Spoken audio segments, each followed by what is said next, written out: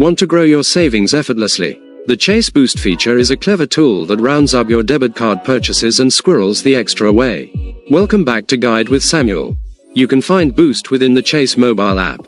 Navigate to your checking account and look for the Boost option.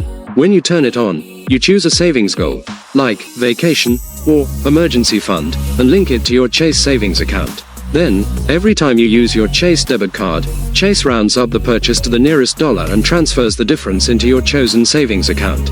My crucial pro tip: combine it with automatic transfers. Don't rely solely on roundups. Set up a recurring, automatic transfer from checking to savings for a set amount each month. Use Boost as a bonus, painless way to save even more on top of your disciplined savings habit. Turn your everyday spending into automatic, incremental savings. What would you use your Boost savings for? A treat or a goal?